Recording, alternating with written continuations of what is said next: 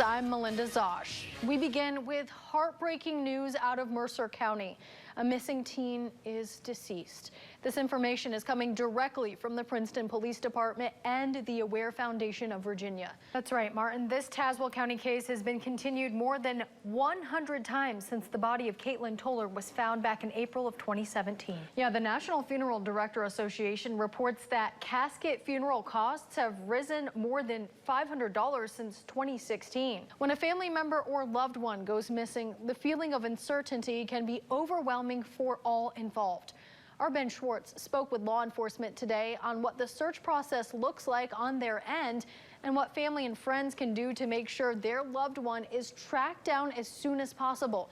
Ben joins us now live in the newsroom. So, Ben, what did you learn today? Good evening and thank you for joining us. I'm Melinda Zosh. We start tonight with breaking news. We now know the identity of the suspect in custody related to the homicides of 4 University of Idaho students. We now turn to our Taylor Hankins. She's been looking into that claim today. She joins us now in the studio and shares what she's found. So, Taylor, what did you learn today?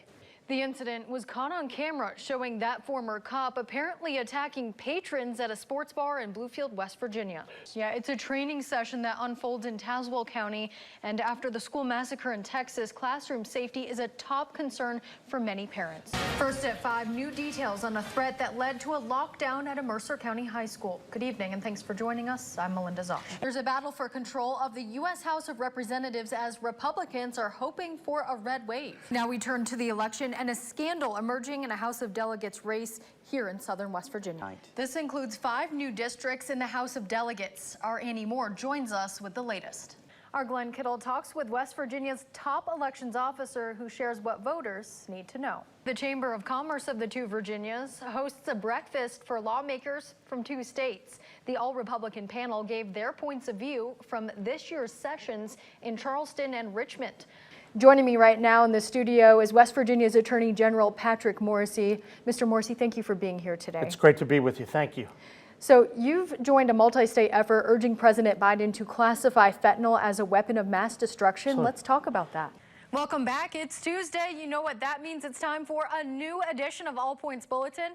Major Harold Heatley joins us now in the studio. So, Major, do we have any new captures this week? And it has ties to the Commonwealth. WVVA learned the accused, Dalasu Phillips, used to be a counselor for Family Preservation Services. So December 2nd, the day before 14-year-old Kiara Jackson was reported missing, her mother's boyfriend, Roderick Neal, was arrested for domestic battery. The police report says Neal had hit Jackson and punched her mother, Sarah Mullins, in the face.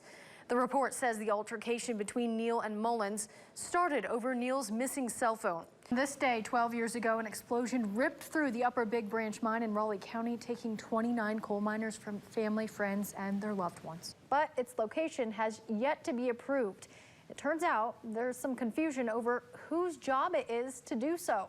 Bluefield State College will receive $1 million as part of a workforce expansion program announced in December. Yeah, 62%, or that equals just over 1.1 million West Virginians, have received at least 1 shot of a COVID-19 vaccine. 57% have gotten a full dose, and just 43% of those fully vaccinated have gotten their booster shots.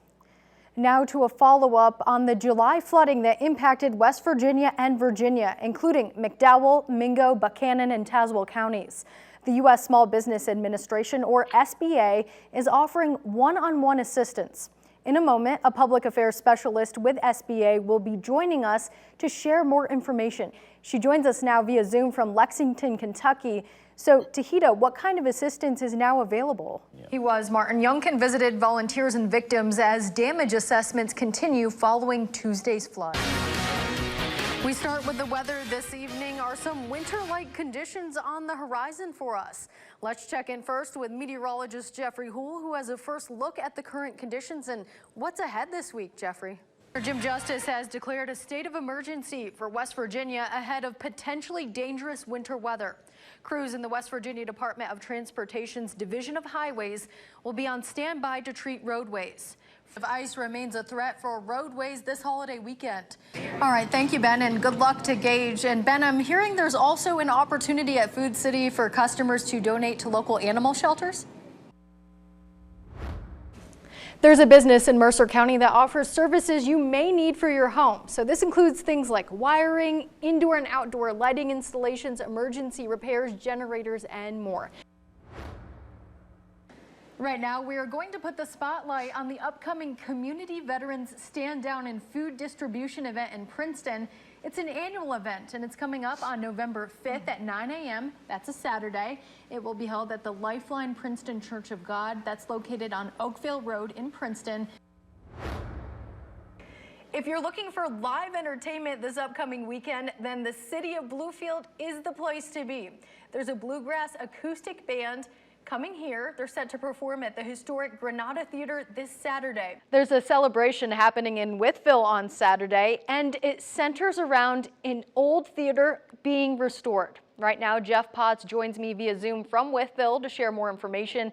He's the executive director of the Millwall Theater. And Jeff, thank you so much for joining us.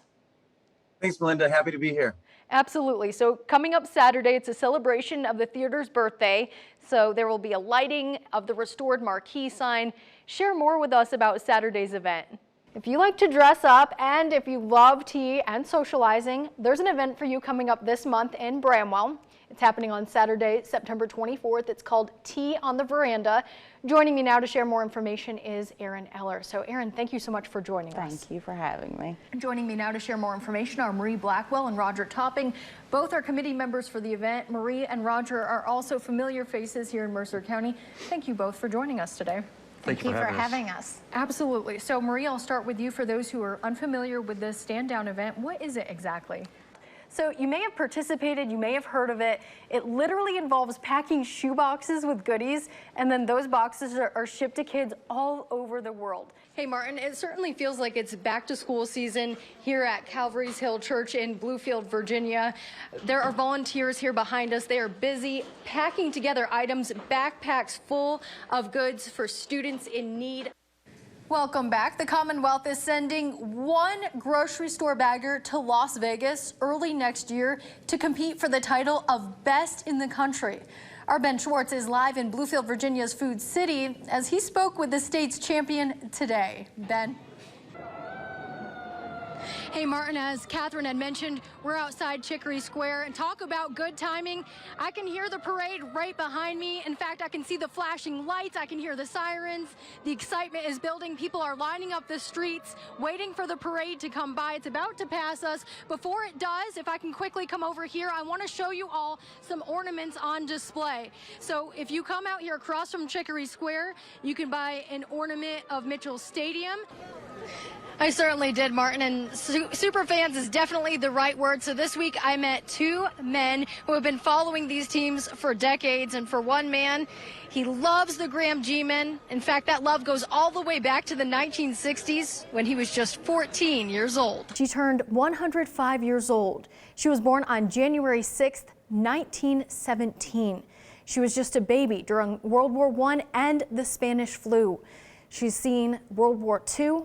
She's lived to see many presidents take office, and today she received a special birthday surprise. At one local hospital, every day is Labor Day.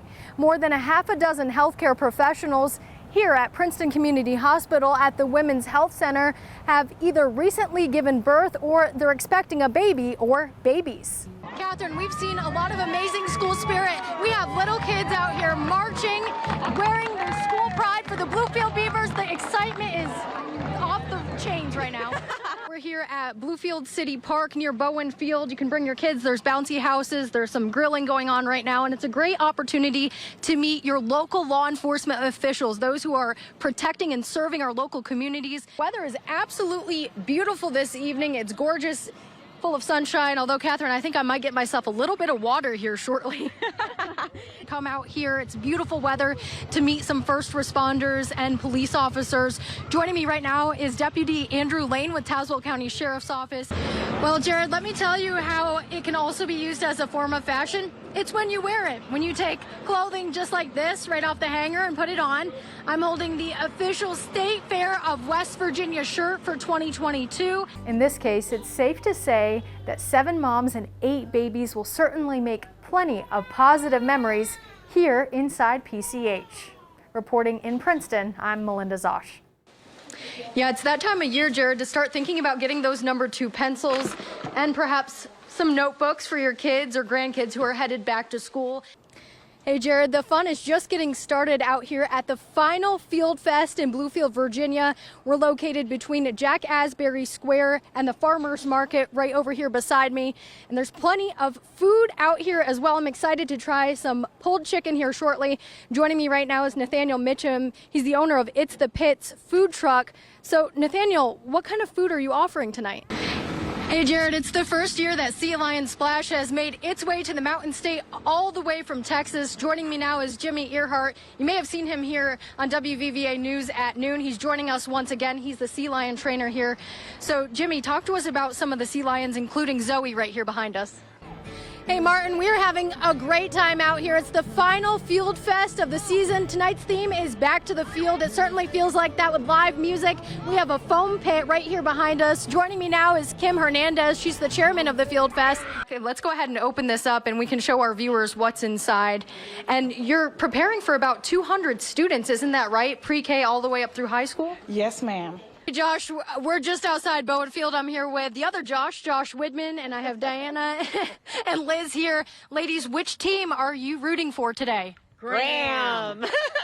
Graham all the way. All the way. Okay, Graham all the way. But I'm sure we're going to find a lot of Beavers fans out there tonight, wouldn't you say, Josh? Catherine, there's a couple things people at home need to know if they're coming out here tonight. The first is a new clear bag policy. If you don't have a clear bag, if you have a purse, they will check it, so that may hold up your wait in line a little bit. Parking started at about 4:30, so police are out guiding you where to park, so it's very important you pay attention to their instructions as well. So, Catherine, we saw some showers a little bit ago. It was raining on us. How's it looking, though, tonight for the game? Not just T-shirts that are popular out here at the West Virginia Company booth. There's also greeting cards, there's stickers, and there's these metal signs for sale.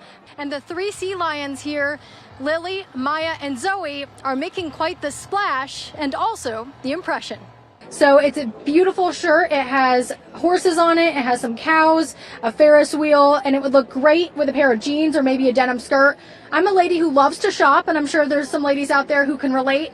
So, hey, I'm going to show you where you can get this shirt. And Zoe, the Sea Lion here, has learned more than 70 behaviors. One of them is to sing it.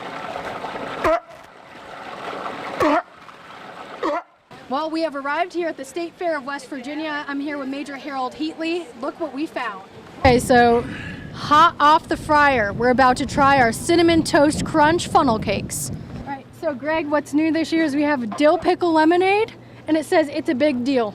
Dill, I should say. It is a big deal. In this case, it does. And guess what? We're washing it down with some strawberry lemonade and a nice State Fair of West Virginia souvenir cup. All right, you know what, guys? That's my cue to take off here. I'm going to hand things over to Chief Meteorologist Catherine Thompson, and I'm literally driving out. Here we go. She's gone. She's gone, everybody. You should have known that this would happen. Here we go. It's a great night for Melinda to drive off into the sunset. There she goes.